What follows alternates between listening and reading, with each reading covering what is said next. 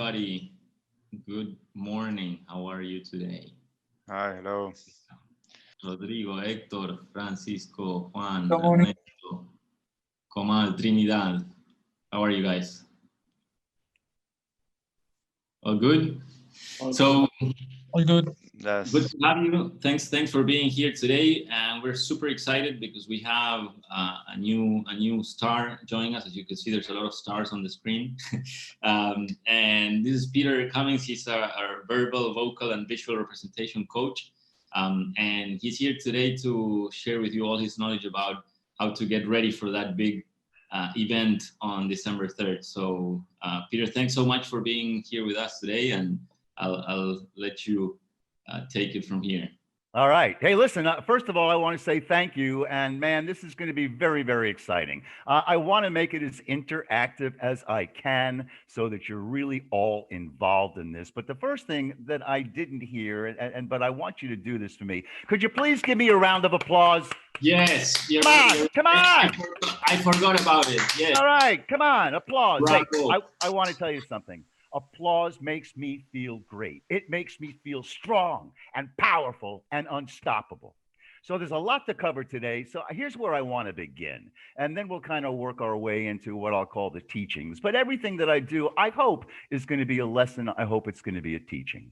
My intention is to show you what pitching should be about. And I've got to tell you all, I'm a little bit outside the box. You know what that means. I'm outside the box. I don't do things the way people normally do them, but I'll tell you this, I'm right on target. So I want to start with this concept of the 60-second pitch. Because, you know, a lot of people come to me and they tell me, Peter, what's the goal of a 60-second pitch? So let me tell you. Oh, incidentally, I don't believe in a 60-second pitch. I believe that a pitch at a presentation is an interactive conversation. You understand that? Interactive conversation. So how's your pitch going? How are your presentations going? And this thing about the elevator pitch, if you're like most, you probably find yourself speeding through it. You're spitting out information because the clock is ticking and this is your only shot, right? Stop it. That's not what it's all about. This is not a dash to the finish line. This is the beginning of an inquiry to build commonality and trust in whoever it is that you're going to be talking to. So the 60-second pitch is dead. Long live the interactive pitch.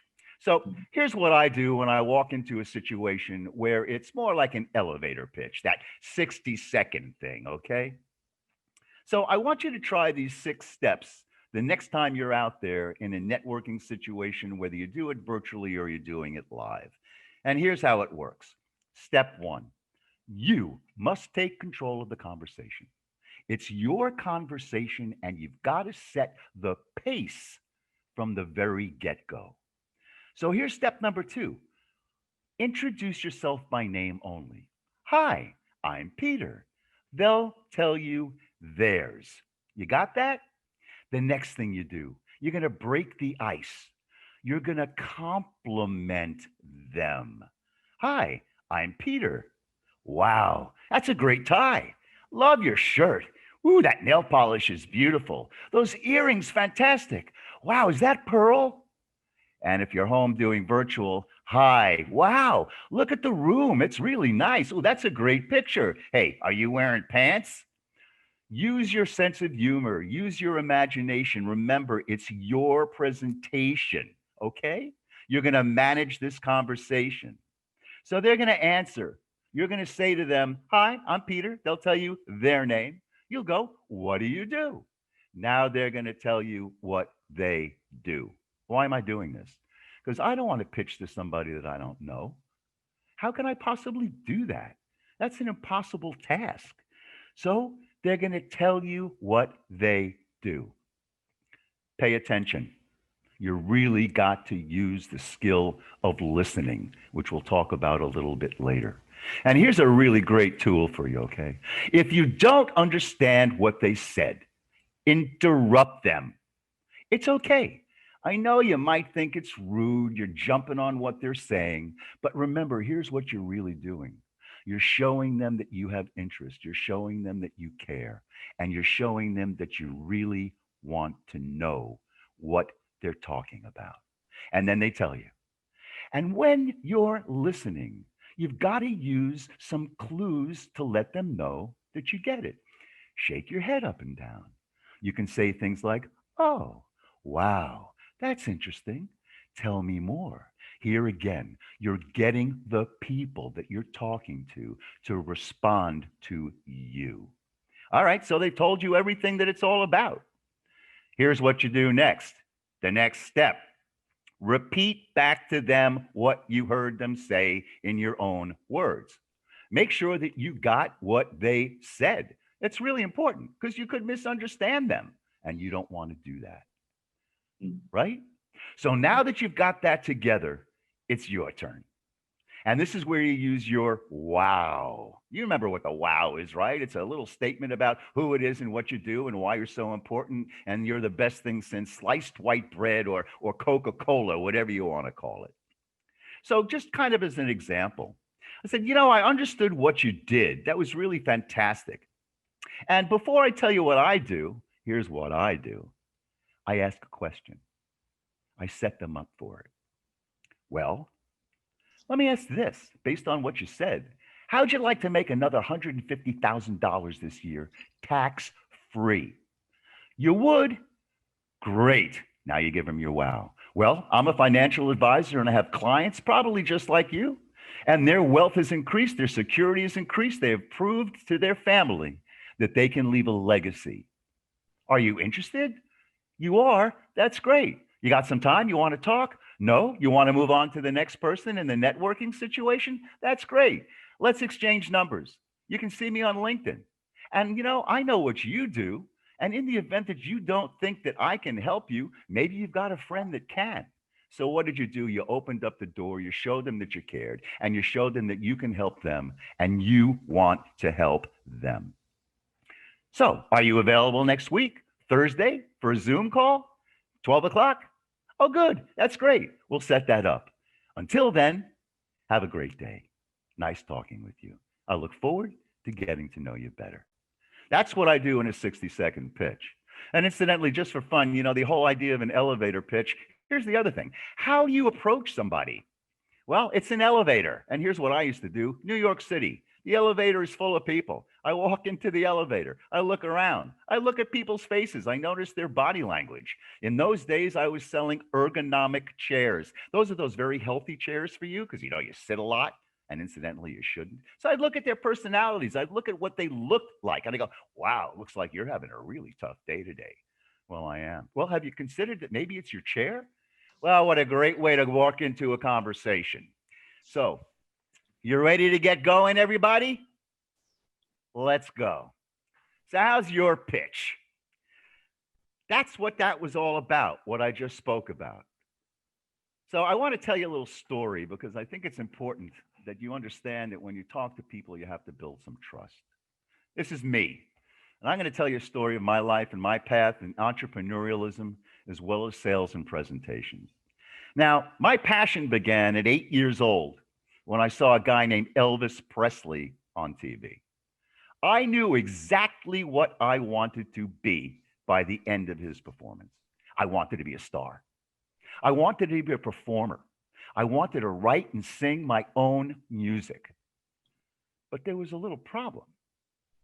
How's an insecure kid from Brooklyn, New York, break into the music business? So what'd I do? Well, I got my parents to buy me a guitar. I took lessons. I practiced every single day, diligently. I listened to records because I loved music, and I sang along with all my favorite recording artists. And I got to have a pretty good voice. However, I was really afraid to go on stage. I didn't know how to overcome that. And after a couple of years of working with different bands, I finally honed in my skill. So where did it lead? Dreams come true. At the University of Miami, a very long time ago, I was studying psychology, and my roommate and I decided to form a band. Long story short, we signed with Capitol Records. Pretty big deal. Incidentally, this was 1966. And I know a lot of you weren't born at that particular time. Incidentally, in the picture on the screen, can you see who I am? Anyway, so we went into the studio, we started to record our music, and here's what I learned. It was really a tedious process. It wasn't just about singing the song with all the instruments. You had to lay down different tracks. First came the bass, then came the drum, then came the guitar, then came the vocals. It was really tedious. And you know what? It was hard work. But I thought it'd all be worthwhile and the glamour of the business would come later. I was wrong. After our first release, they threw us off the label. You see, there was another group that was really popular that Capitol Records wanted to put their money into. I don't know if you ever heard of them, but they're called the Beatles. So, yeah, I know. So anyway, so the contract wasn't renewed. We broke up the band, and I was heartbroken. So what am I going to do? Well, I graduated college with a degree in psychology. I didn't know what to do. I went to a headhunter, somebody that was going to find me a job, and they said, "Hey, you studied psychology. Maybe you should try sales." And that's what I did. I got myself into a sales position. I was a sales trainee for about 8 months. Incidentally, I thought I knew everything. One of the things that steps in my way every once in a while is my ego. Please don't use ego too much. It's not a great thing for you. But here I am. I'm now a year and a half into a brand new occupation, and I land a job as a territorial representative for a blue jeans company. Well, I was really good because I loved the presentations. And what I started to learn was it didn't matter if I was on stage singing my songs, it was the presentation and the performance that I really loved. And I want you to understand that this presentation performance you're going to be hearing a lot about today, because I do believe that it's the way that every entrepreneur and every person in life is going to be successful. But you know what?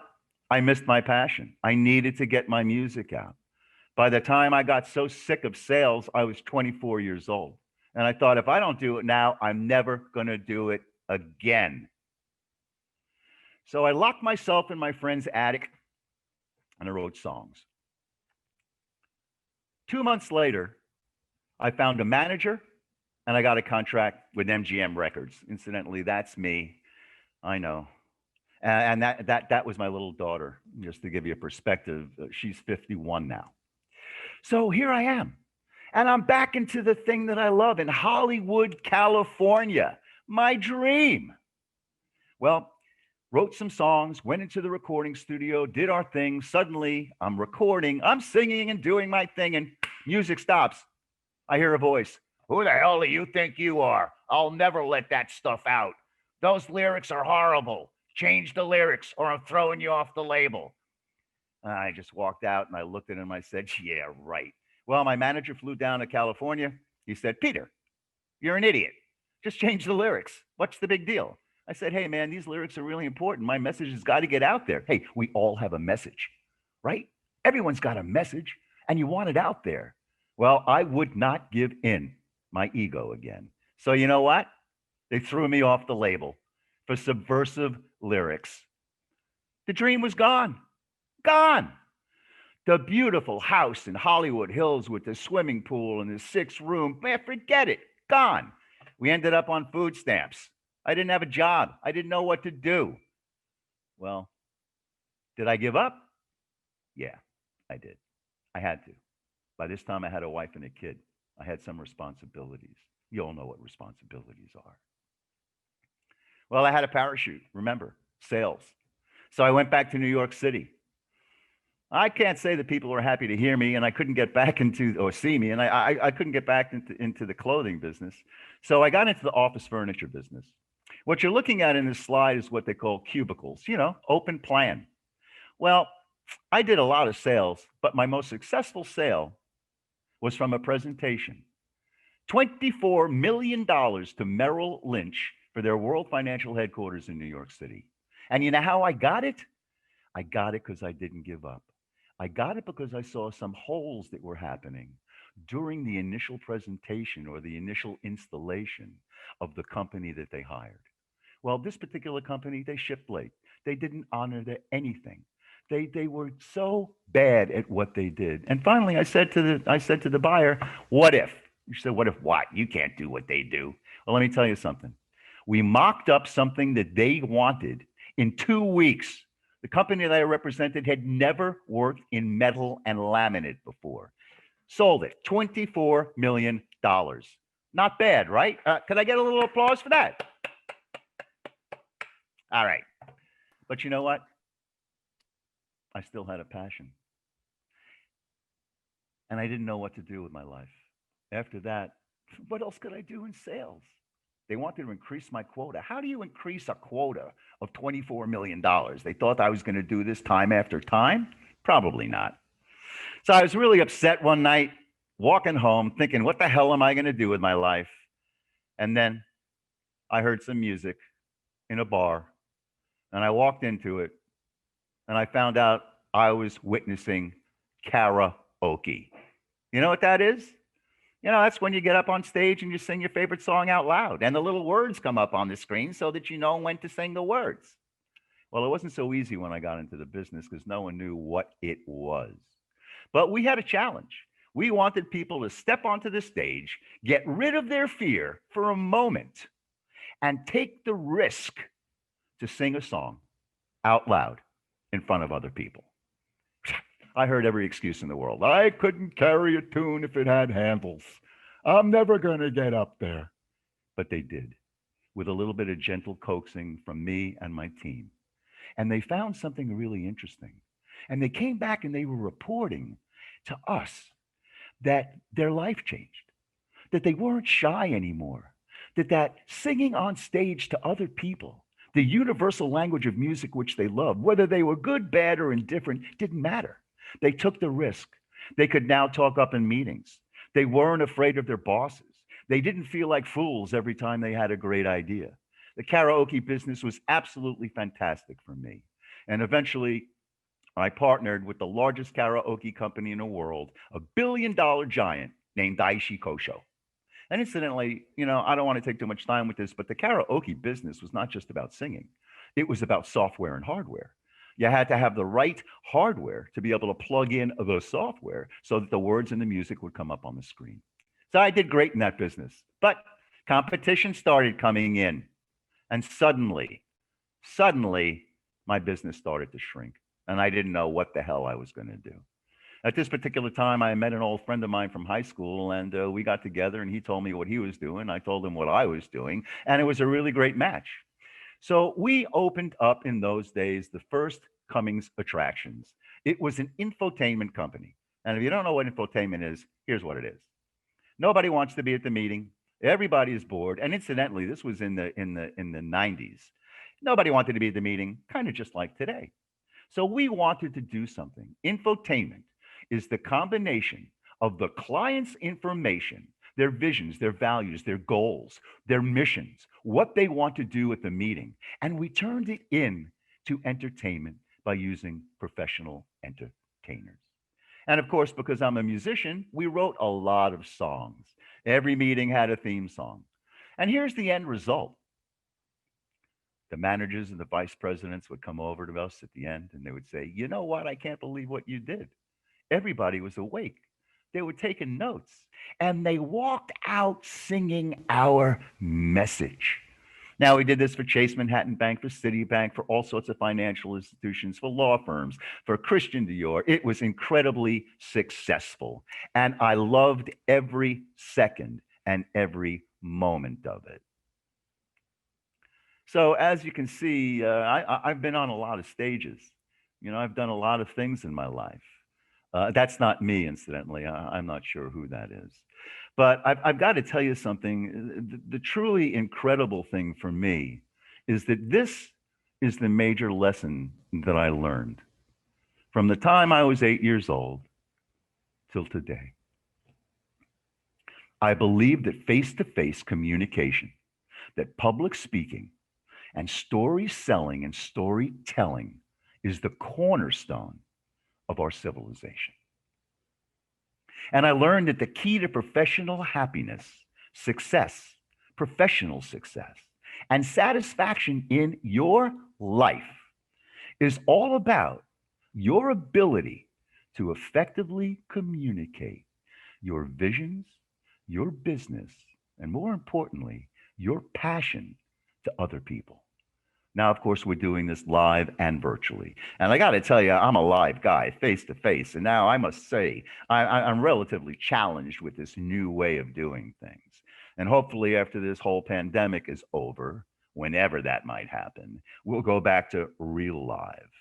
But I also noticed something. It was the presentation, it was the performance that really made the difference for me. Now, I know that a lot of people are going to find this emphasis that I'll keep on coming back to in presentation performance maybe a little bit frightening. Maybe it's scary, but I got to tell you, the rewards are absolutely incredible. So remember, it's all about being a great presenter. And that's what you're going to do when you're presenting. That's when you're going to do when you're pitching. When you're looking to America and Miami for the money to get here and to make it successful like it has been in your own country, perhaps. Now you got to do it in America. Welcome to America, the land of opportunity and the land of incredible, incredible competition. So that's what I believe in. I believe in face-to-face communication. So how's your pitch? How's it doing? Let's be honest, okay? I want you to write this down if you got a piece of paper in front of you. You ready? What's your feeling, your perception of yourself when it comes to public speaking and presentations on a scale of 1 to 10? 1 is, no, I don't want to do it. 5 is, well, okay, I'll do it, but it's not my favorite thing. And 10 is, let's go any place, anytime, anywhere. Wake me up in the middle of the night, I'll pitch you. Write it down. Okay? Good. 1 to 10. We're going to get back to that in a little bit. Now, pitching is really important. Communication is really important. But the truth of the matter is that there's something that stands in a lot of people's way. And it's called glossophobia. This is the fear of public speaking. And I want to tell you, 74% of the world's population, in one sense or another, suffers from this phobia.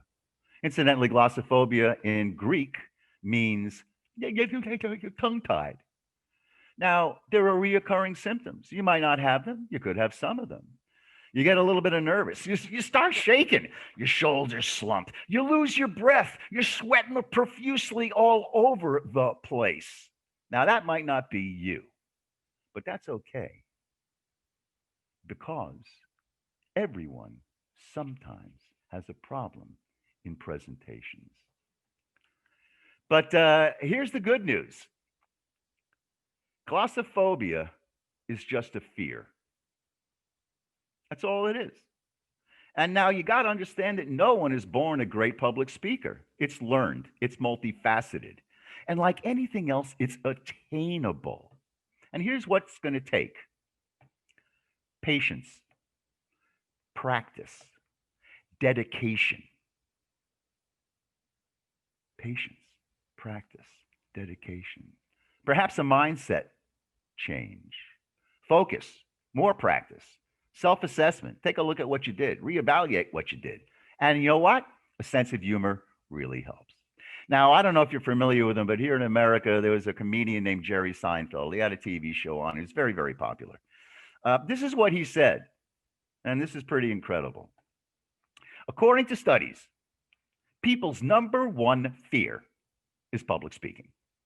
Death is number 2. Number 2. Does that make sense to you? So here's another way to look at it. If someone died and you had to go to the funeral, you would rather be in the casket than give the presentation eulogy. Now, I know that sounds funny, but it's not. So what is this thing about fear?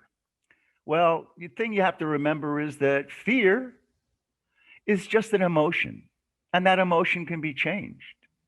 And, there's somebody that I really have a tremendous amount of respect for. I'm pretty sure you've heard of him. His name is Tony Robbins. And Tony Robbins was another person that changed my life. And here's what he says about fear. He uses the acronym false evidence appearing real. What does that mean?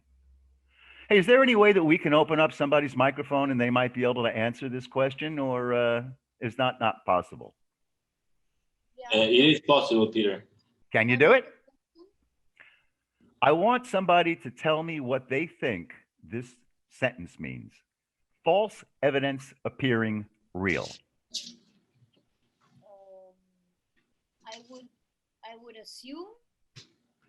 assumption that you think you are thinking what other people are thinking of you, and that generates fear. Yes, that's basically what it is. Incidentally, is Komal, am I saying that right? Yes. You know what they say about the word assume? What? When you assume, you make an ass of you and me.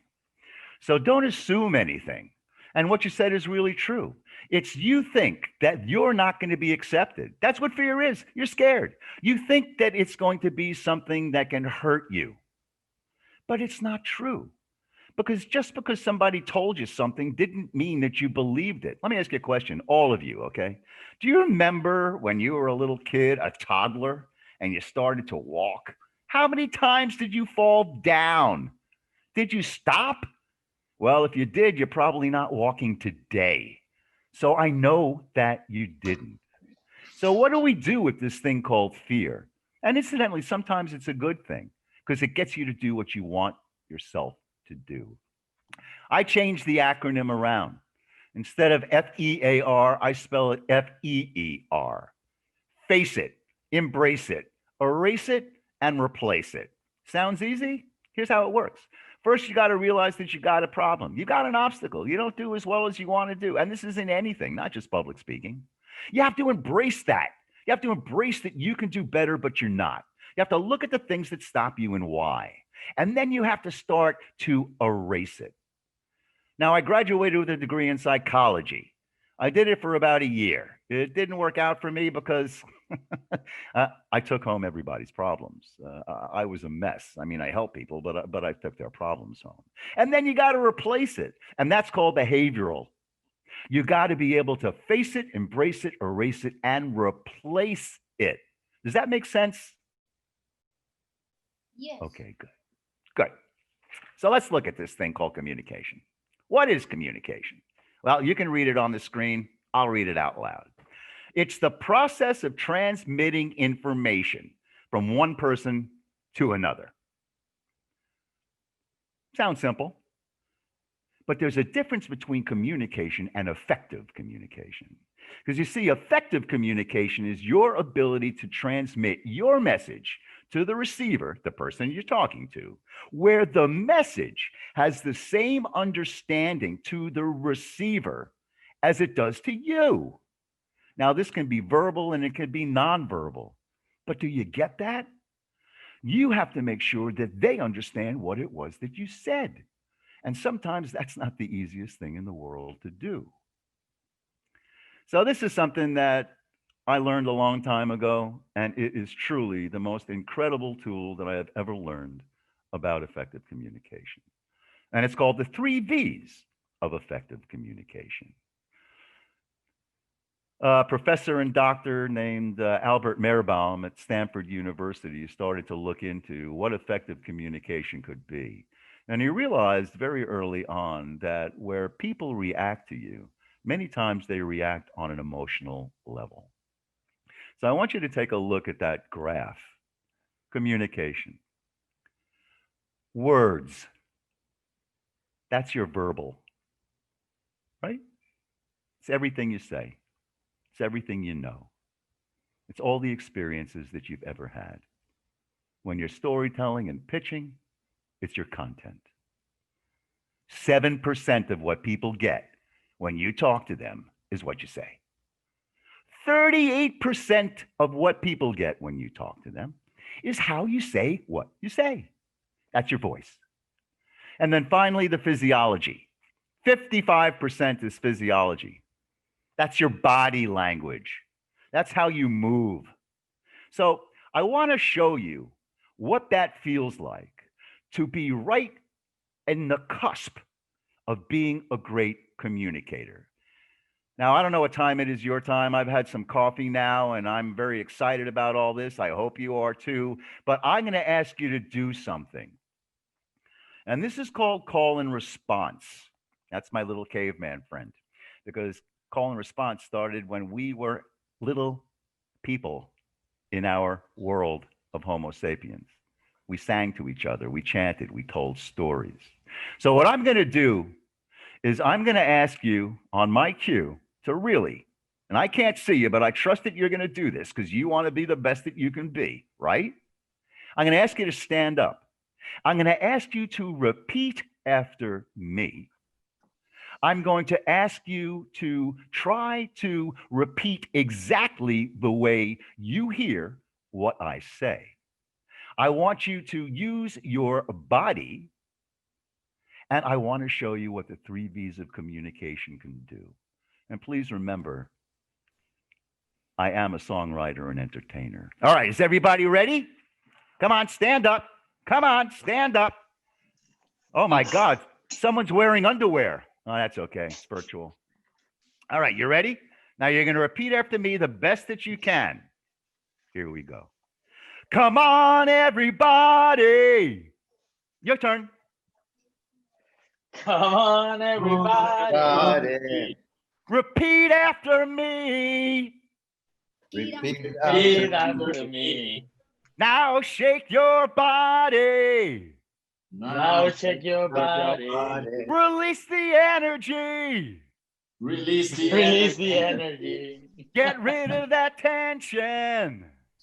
Get rid of that tension. Focus on clarity.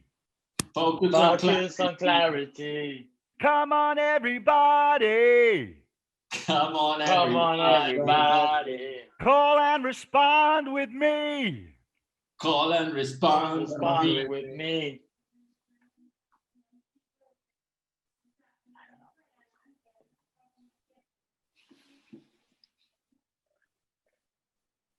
Call and respond with me. Call and respond. Respond with me. All right, great. Sit down and give yourself a round of applause. Bravo. That was fantastic. And I hope it woke you up if you're falling asleep out there. So listen, here's what you did. You used your verbal. You repeated what I said. That was my content, right? My content. That's all it was. It's my content. But how did you do it? Well, you imitated the best that you could how I said what I said. That's your vocal. Remember, 38%. That's your vocal. And what'd you do? You moved your body. Oh my God, you were fantastic. That's what great communication is all about.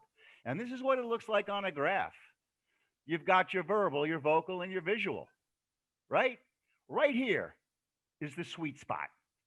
I don't know if you're familiar with a game called tennis, but you know, if you ever played tennis, when that ball hits your racket right in the place, it makes this fantastic bing sound.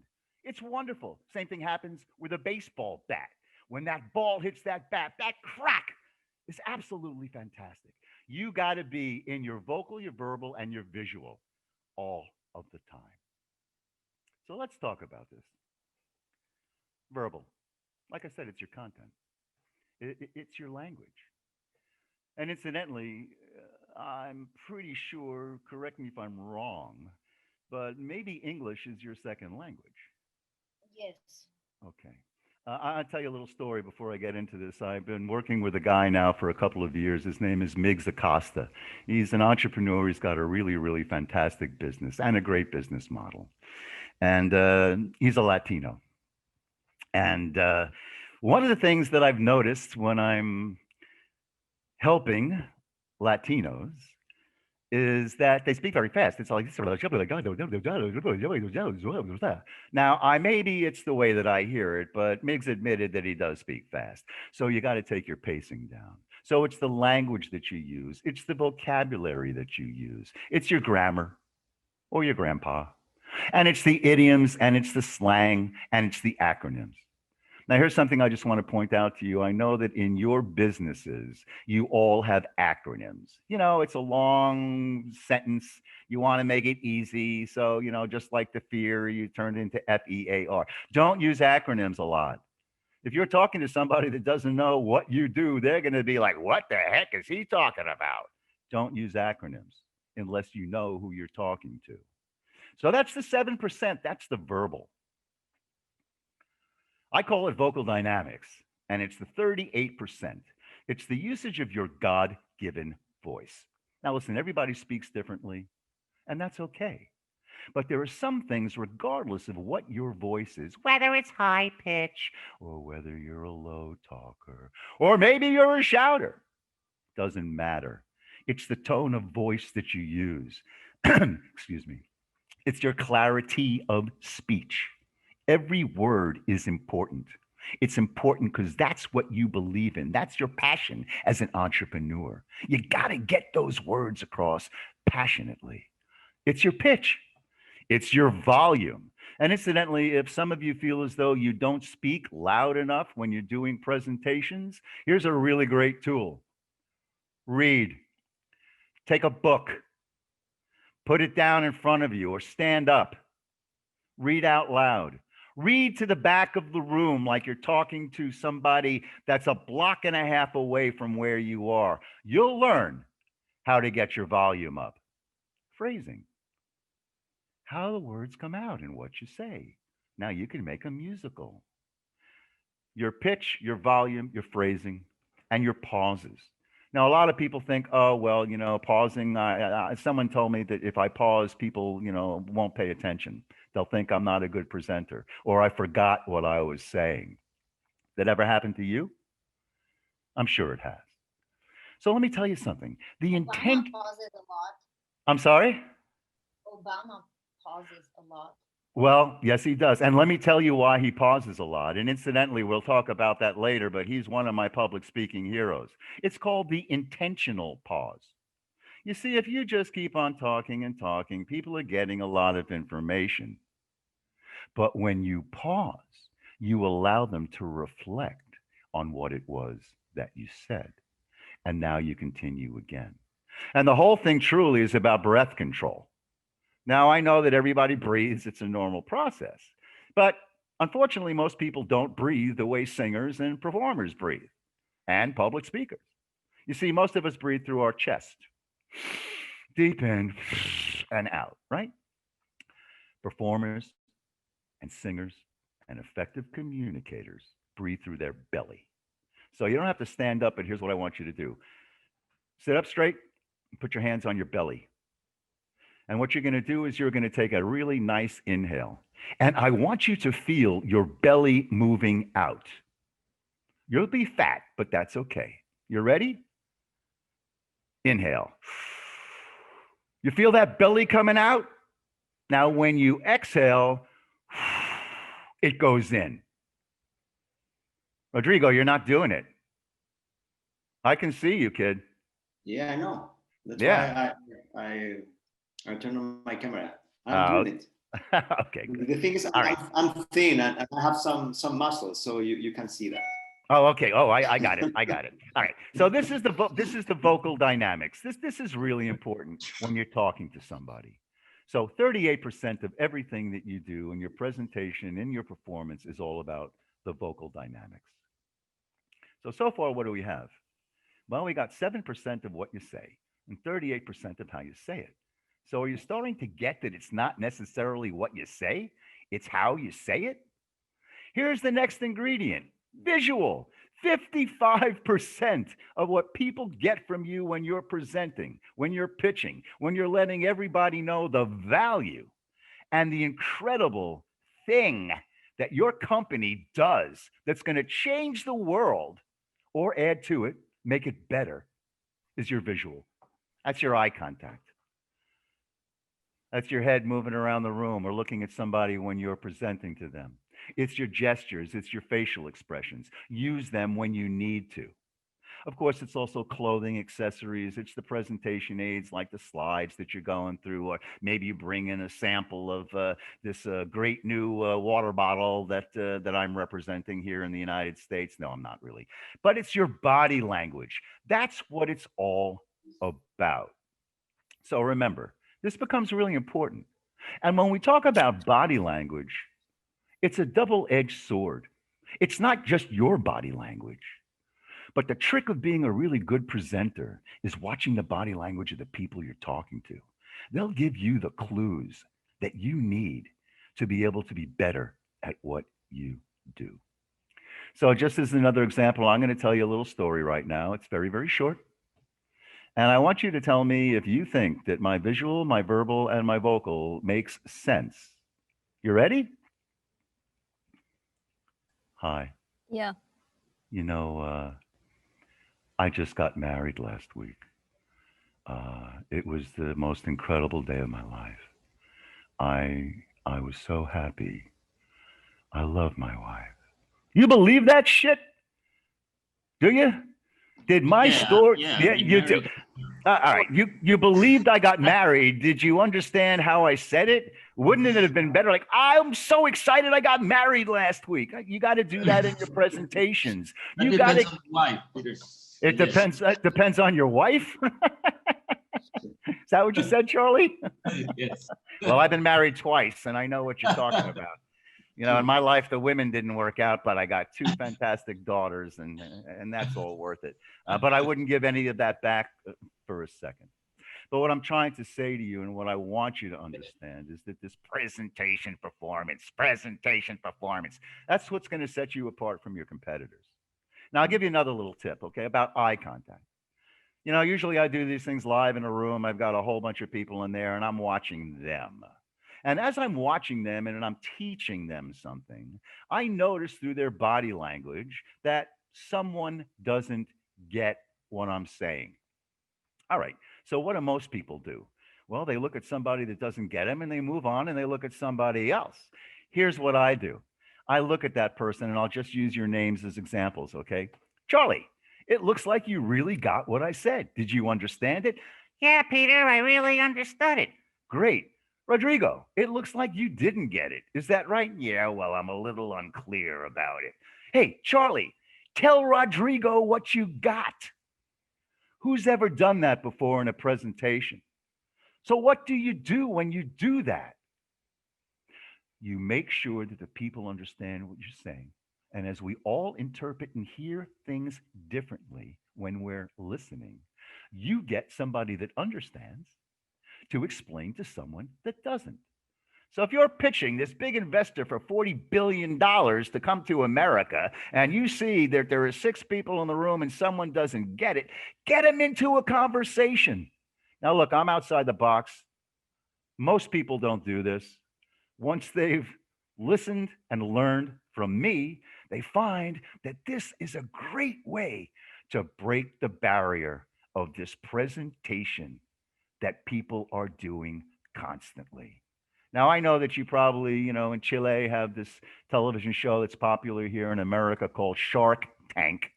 Are you familiar with that? All right. So Shark Tank is really simple. You know, you have an opportunity to see all these entrepreneurs get on, they pitch their thing, and they start with the same way. Hi. Today, we're asking for $40 billion, and then they go into their story. Well, that's great. But you'll notice that it's an interactive conversation when they're doing their pitch. That if the panel of sharks doesn't get what they said, they ask questions during the presentation. Now, let me tell you something. That's not the easiest thing to master. Because once I say something and you ask me a question, sometimes I forget what and where I was. Incidentally, that's why slides can help you out.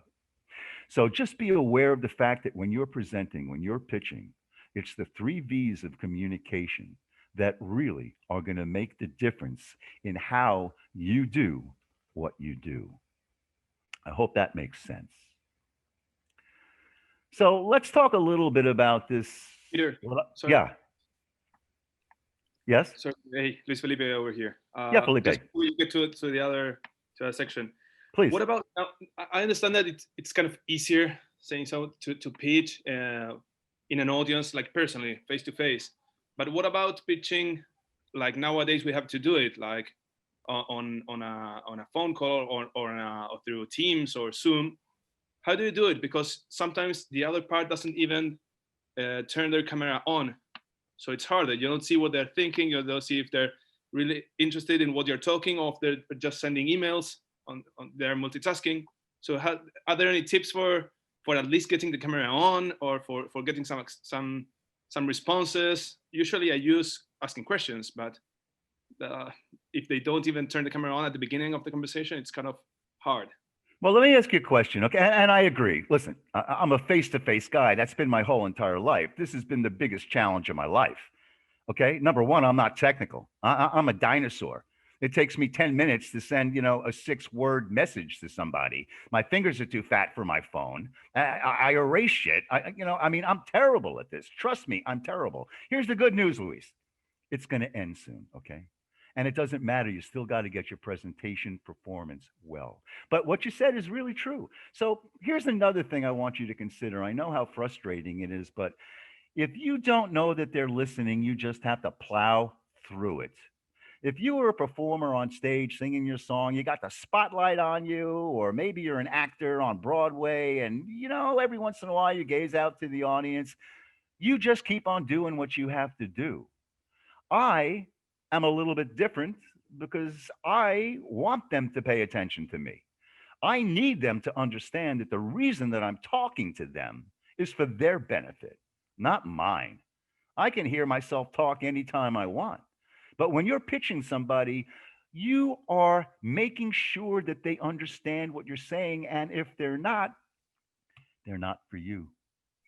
They're not for you. If they're unengaged and on their phone and doing all of the stuff that they do because they can use the excuse of being virtual and no one has to see them. Let me tell you something. These are the same people that live didn't give a crap about the meeting. They didn't contribute anything. They were busy and fidgeting when it was live. Sorry, I just set my clock to see how much time I had. So, Luis, I understand what you're saying, and it's really, really frustrating. You just have to plow through it and try to make it interactive. Eventually, someone, if you keep on saying, hey, are there any questions? Someone is going to get in. And if they don't, just look into the camera and go, I must be doing a really great job. Nobody's got questions. So let me cut to the chase. Give me the $40 billion. Wake them up. Do something outside the box. Anyone that's ever been successful has always looked for better ways to do the things that they do. Thomas Alva Edison, one of my heroes, a fantastic inventor. How many times did it take him before he got the electric light? Thousands of times. Thousands of times. Never stop. Just keep moving forward. So I'm going to just pitch this again and tell you this again, all right? You know that I'm a performer. I've had a lot of different jobs. I've been an entrepreneur. I've climbed the corporate ladder. I've been an entertainer. I've traveled around the country and parts of the world entertaining people. It's my biggest passion in life. It doesn't matter what stage I'm on, whether I'm singing or I'm pitching or I'm presenting to you right now. I love the pitch. I need you to want to love the pitch and to remember that you have a message for the world and that your product or service is going to change perhaps the way the world sees something or give it a better way to do something that's already been done. So what are the characteristics of great public performers? And a public performer is a singer, an actor, or a salesperson. And please remember, although I didn't get into it, everything that you do in your life as an entrepreneur is sales. It's sales. You know what an octopus looks like? It's got all those tentacles coming off of it, 8 tentacles. Every single one of those tentacles is another entity that you have to present to. And it's not just your pitch presentation when you're trying to get money. It's pitching your team to do what you want them to do. It's being able to get everybody in a row to make your vision, value, and goal and business successful. So here's some of the things that they share that I've noticed over the years. They have self-confidence. You know why? Because they know that what their product is going to help the world and it's going to make money. They have no fear. They've overcome that fear.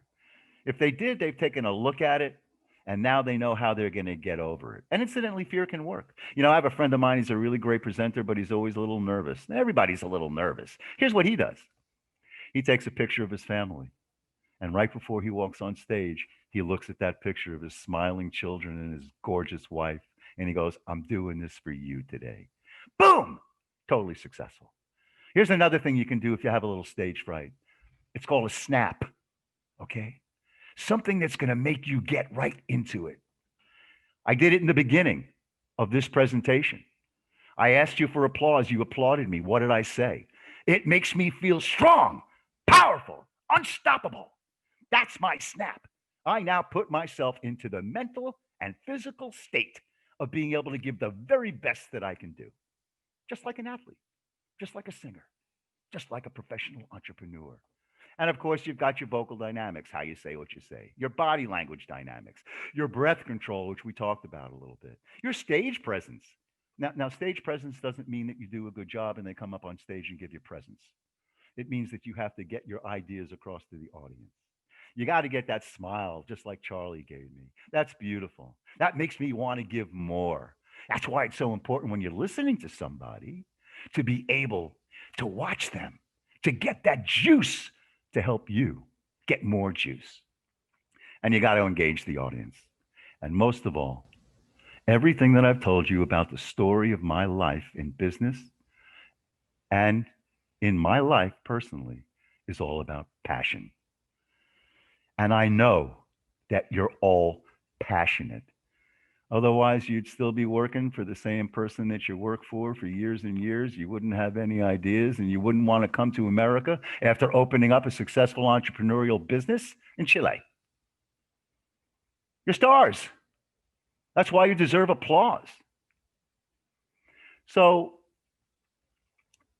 the thing that we didn't talk about today and that we don't have time to talk about, or let me put it to you know what, I'm going to skip this. This is a bicycle. I showed you the graph of, the three circles. This is a bicycle. We all ride bicycles. Maybe we do. I want you to look at this. The trick of riding a bike is what? Balance. But here's another way to look at it. This is your back wheel. This is your drive wheel. When you pedal, the bike moves forward. Your drive wheel is your content. Your drive wheel is everything that you know. It's your ability to be able to have had an education, to have had a little bit of a passion, and this is what you know. What you know, it's your content. The front wheel, that's what steers you. Incidentally, the back wheel is very cerebral. It's all about thinking. The front wheel is your interpersonal skills. It's all about your personality. It involves ego. It involves understanding other people. It's your personality and how you get your personality out there. So if you can't drive your bike in the direction that you want to go, you're never going to get there.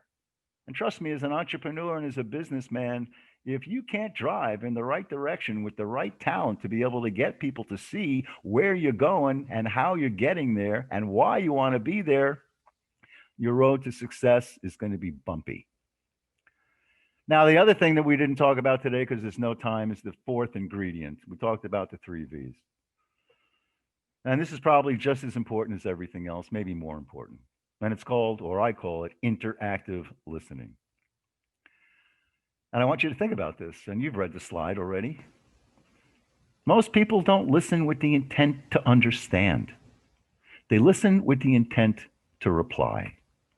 So as an example, if I start telling you a story, you're going to go, oh, gee, wow, I've done that before. Wow, when he stops talking, I'm going to be able to talk about, what it is to show him that I understand. Well, you just stopped listening to me and thinking about what you're going to say to me. You missed the next thing I was going to say. And that was my punchline. So God gave us 2 ears and 1 mouth for one reason. Listen twice as much as you speak.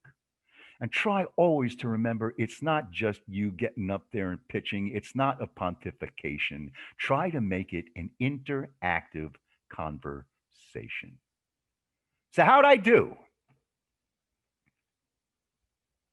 On a scale of, remember I asked you all about your scale of 1 to 10? I asked you to write it down about, your fear of public speaking and pitch performance. Does anybody think after this short time that we had together that you might move that number up on the scale? Yes? Yes. Well, I certainly hope so. So we got a couple of minutes. Anybody got some questions? Yes, a question, Peter. You said that one of the key things is practice, right? Yes, sir. And I love the presentation. Thank you, by the way. And I got a lot of new things, and a lot of things maybe you heard before, but you don't apply. Usually, you don't apply them. Like you don't take them and say, okay, you know what? Let's start doing this. So, what would you recommend in terms of like start? Like going to the gym. The beginning is the hardest part, and knowing the routine and how to do it. So how would you recommend practicing for this? Like, is it in front of a mirror? Is it recording yourself? What would you say? I would say it's definitely recording yourself. And remember, the question was asked before, it's different now. You're not face to face, you're really doing this virtually. You're just watching a talking head, as it were, et cetera, et cetera. Record yourself, watch yourself, be critical of yourself. But remember something, this whole idea of virtual communication is giving us something that's a really great advantage. Because up until the time that we started talking like this, most people never knew what the hell they looked like. You have an opportunity to know what you look like. When I started doing video things a number of years ago, I realized a couple of things. I touched my face a lot, Stop that. That's part of that thing about getting over and seeing what you are. You must reflect on how you look. Now, I know that pitching and doing your speech is a difficult thing to do, but practice as much as you can and be self-critical and then make the changes that you have to make. And for God's sake, get a coach that can help you out with all of this. That's a little plug. So that's the message that I would give you in that. And it's really, really, I think, a good message. What do you think, Charlie? Yes, I think it's a very good message. Yes. Yeah, it is. And you know what? Here's the thing. You mentioned going to the gym. For years and years and years, when I watched professional football, I realized something that revolutionized how I watched sports. It was called instant replay. You could actually go back and see the play again if you missed something. And then the commentator would say something else. The team members watch those videos too. That's how they know who to play or what to do in the game the next time they do it. Ballerinas practice in front of a mirror. You practice in front of a mirror when you're doing reps, maybe at the gym. You want to see what's going on and how that beautiful body of yours is getting stronger and stronger. Watch yourself. But don't be too self-critical. And if you are, use it to your advantage and make the change that's going to make you a better performer. Anyone else? Yeah, what's your trick before an important pitch? What do you do? Like, do you jump? Do you breathe? Do you dance? Do you sing? What's your go-to technique before an important pitch to have that energy level? The first thing I do is that I sit down in a quiet place and I meditate. And I do a visualization exercise. And it's not about how I'm going to do, it's about the end effect. And I do a visual exercise where everybody in the audience is paying attention. I breathe. You got to breathe. And before I walk onto that stage, I do this. Strong, powerful, unstoppable. Now, you can do anything that you want. That's just what I do. Years ago, there was a woman on television. Her name was Burnett. She was a great entertainer. She was a comedian. And every time she would walk out to the audience and look at that audience, here's what she did. She pulled her ear. And someone finally asked her, why do you pull your ear? She says, it gets me into the mood to deal with you all. So whatever it takes. Take a picture of your loved one. Take a picture of your dog. Get yourself into that feeling. And just remember, the most important thing is the passion that you give. Now, I know a lot of people don't think that passion is the clue. but you don't want anybody that's not passionate. If you are pitching your business here in America, you better be passionate, because if you ain't, someone else is. And that's what people listen for. Your origin story, where you come from, who you are, why you chose to do this, why your product or service is better than anybody else, how you change that. That's what it's all about. So I hope that this was incredible for you today. It was great for me. I truly love sharing what I know, and I hope this was totally worthwhile. Now, just remember, in closing, on December 3rd, you're going to be pitching, and you have an opportunity to work with a coach that's going to help you with that pitch. And remember one thing, you don't get every client. Sometimes you'll get it, sometimes you won't. But all you got to do is get one. One. So you all have a wonderful day. Thank you very much. Thank you. Bye. Signing off from Miami. Thanks, Peter. Thanks, everyone. Thank you, Peter.